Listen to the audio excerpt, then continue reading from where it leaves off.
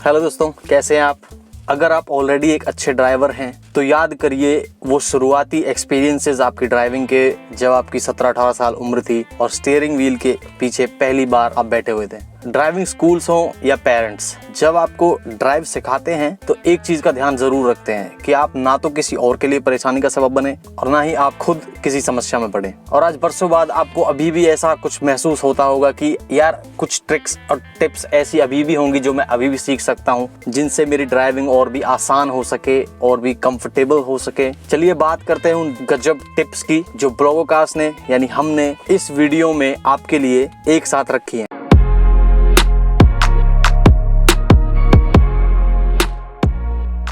दोस्तों, सबसे पहली चीज जो सबसे बड़ी प्रॉब्लम आती है बिगिनर ड्राइवर्स को, वो है पैरेलल पार्किंग।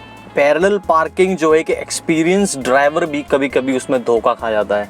तो उसकी एक ट्रिक बताने वाला हूँ आपको, बहुत ही इजी और सिंपल ट्रिक है। उसको आप फॉलो करेंगे तो चाहे आपको अभी लाइसेंस मिला हो, 1 महीना भी आपको ना हुआ हो, इस ट्रिक से इतना ईजी हो जाएगा किसी भी जगह पर पार्किंग करना। दोस्तों, इस ट्रिक के लिए मैं यूज करूंगा एक पेन। तो चलिए बताता हूँ किस तरह एक पेन आपकी हेल्प करेगा गाड़ी पार्क करने में। दोस्तों, मेरी गाड़ी वहाँ पे रोड पे खड़ी हुई है और मैं सोच रहा था इसे थोड़ा यहाँ पे और थोड़ा रोड से हटा के इसको पार्क कर दूँ। तो बताता हूँ कि कैसे एक पेन को यूज़ करके गाड़ी को यहाँ पे पार्क करना है। सपोज करता हूँ कि मैं एक बिगिनर ड्राइवर हूँ और मैंने इस जगह पर गाड़ी को स्ट्रगल करके थोड़ा सा पार्क कर लिया है। रोजाना मुझे रेगुलरली इस जगह पे पार्क करना होता है और मुझे रोज की रोज स्ट्रगल नहीं करना है। मुझे यहाँ पे सिर्फ 10 सेकंड में गाड़ी को लगाना है और अपने काम पे निकल जाना है। दोस्तों, ये आपको पेन दिख रहा होगा, बिल्कुल जो डिवाइडर है उस पे रखा हुआ है। जो मेरी नजर देख पा रही है वही ये कैमरा देख पा रहा है। जहाँ पे ये पेन रखा हुआ है आपको यहीं पे इसको रख के इसको चिपका देना है। दोस्तों, अब मैं चाहता हूं कि इस गाड़ी को बिना स्ट्रगल किए मैं एक ही बार में सिर्फ 10 सेकंड लगाऊं और पार्क कर दूं। तो उसके लिए मैं गाड़ी को पीछे ले जाता हूं।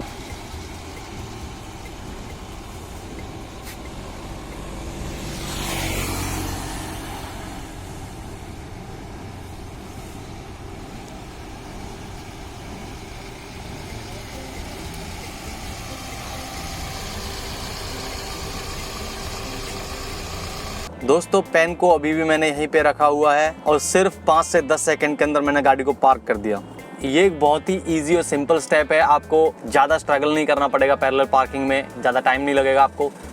अगर आपको ये ट्रिक हेल्पफुल लगती है तो कमेंट सेक्शन में आप कमेंट करिए और बताइए है कि किस तरह आपका एक्सपीरियंस रहा इस ट्रिक को यूज़ करने के बाद। दोस्तों, जिस तरह से मैंने आपको ये पार्किंग ट्रिक बताई है, ये है ड्राइवर साइड सीट के लिए, लेकिन जो पैसेंजर साइड के लिए भी अगर आपको पार्किंग करनी है तो यही ट्रिक आपके लिए काम आ जाएगी। दूसरा ट्रिक जो है बहुत ही इजी, सिंपल और छोटी सी बात आप उसको कहेंगे, लेकिन ये बहुत ही ज्यादा जरूरी है। आप एक हाईवे पर चल रहे होते हैं तो आपको एक चीज ध्यान रखनी होती है कि आप जब ड्राइविंग कर रहे होते हैं तो आपकी सराउंडिंग्स में क्या हो रहा है, आपके दाएं बाएं आगे पीछे क्या हो रहा है, गाड़ियां कैसे चल रही हैं। कोई गाड़ी आपके ब्लाइंड स्पॉट में तो नहीं है, किसी गाड़ी के ब्लाइंड स्पॉट में आप तो नहीं है। उस चीज को एक सर्टेन करने के लिए ड्राइवर साइड मिरर होता है, पैसेंजर साइड मिरर होता है और एक रियर व्यू मिरर होता है। इन तीनों ही मिरर्स को आपको इस तरह से सेट करना होता है कि जब आप ड्राइव करें तो कोई भी ब्लाइंड स्पॉट ना बचे। दोस्तों, सबसे पहले बात करते हैं ड्राइवर साइड मिरर की। अब देखिए, इस मिरर को आप कैसा कहेंगे, ये ठीक है या इसको सेट करने की ज़रूरत है? मैं आपको बताता हूँ, इसे अभी भी सेट करने की ज़रूरत है। आप इसको इतना दाएं तरफ ले जाइए जिससे कि आपको पिछला जो डोर है उसका फेंडर दिखे, जिससे आप पकड़ के खिड़की को खोलते हैं, सिर्फ वो दिखे। दोस्तों, रियर व्यू मिरर को सेट करने के लिए आपको ये ध्यान देना होगा कि ये बिल्कुल सेंटर में होना चाहिए। आपको दोनों ही कॉर्नर्स दिखाई देने चाहिए रियर व्यू मिरर पे। फ्रेंड्स, उसी तरह से पैसेंजर साइड जो मिरर है उसे भी इस तरह से सेट करना है कि जो इसमें फेंडर दिखाई दे रहा है सिर्फ वो आपको दिखना चाहिए, क्योंकि इसमें साइड में रोड पे कुछ ज़्यादा दिख नहीं रहा है, तो इसलिए मैं इसको भी सेट कर लेता हूँ। देखिए, अब यहाँ पे पिछले डोर का सिर्फ फेंडर दिखाई दे रहा है। मैं यहाँ पे सीधी ड्राइविंग करूँगा और अपनी नज़र को जैसे ही घुमाऊंगा तो मुझे एक लंबा चौड़ा व्यू देखने को मिलेगा साइड का, and that is the perfect way to set your mirrors. तो तीसरा ट्रिक है हैंड्स पोजीशन। आपके हाथ स्टीयरिंग व्हील पे कहाँ पे होने चाहिए।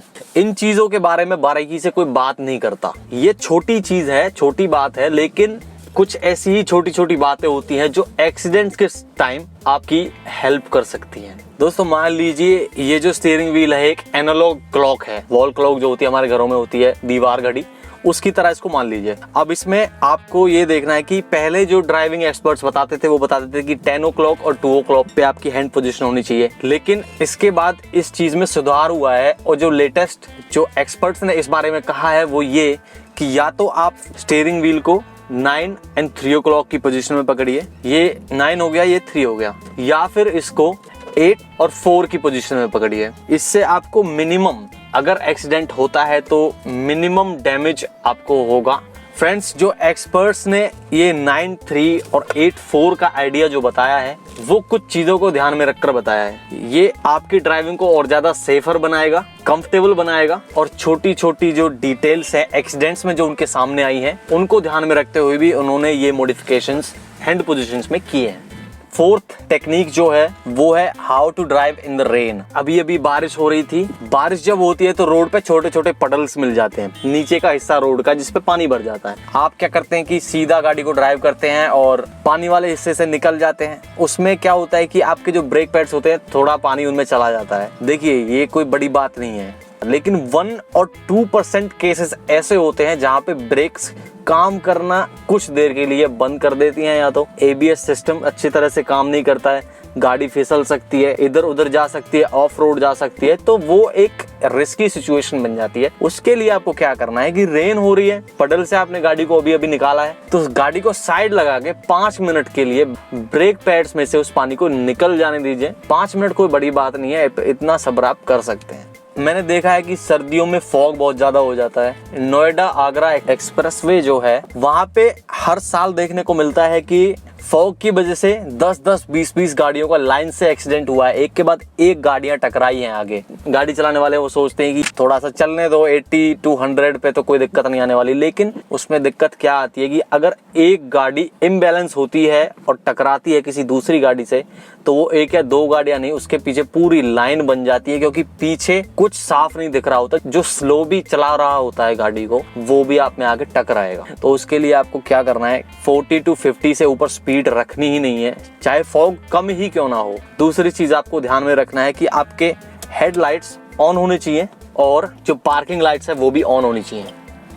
तो इन चीजों को आप ध्यान रखें, एक ऐसा डिस्टेंस मेंटेन करके रखें जो आपको टाइम दे ब्रेक को यूज करने का। दोस्तों, 6th टेक्निक है वो है बहुत ही इंपॉर्टेंट। कुछ लोगों के साथ, आप में से कुछ लोगों के साथ ऐसा हुआ भी होगा। When you driving and your car runs off the road, अब आपको एकदम से पैनिक अटैक आता है। आप सोचते हैं यार अब क्या करूं, सबके साथ होता है, कभी ना कभी होता है। इस सिचुएशन में आपको क्या करना है, देखिए, सबसे पहले तो जिस पोजीशन में मैंने आपको बताया कि स्टीयरिंग व्हील को पकड़ना है, उसी पोजीशन में स्टीयरिंग व्हील को टाइट पकड़ लीजिए, ज्यादा मूवमेंट उसमें मत करिए, और एक्सेलरेटर से अपना पैर हटा लीजिए। ये सबसे बेस्ट वे है, और अपने आप को काम रखिए। छोटी बातें हैं लेकिन बहुत जरूरी है, क्योंकि जब गाड़ी ऑफ रोड जाती है तो आपके पास सिर्फ वो मिली सेकेंड्स होते हैं एक्शन लेने के लिए।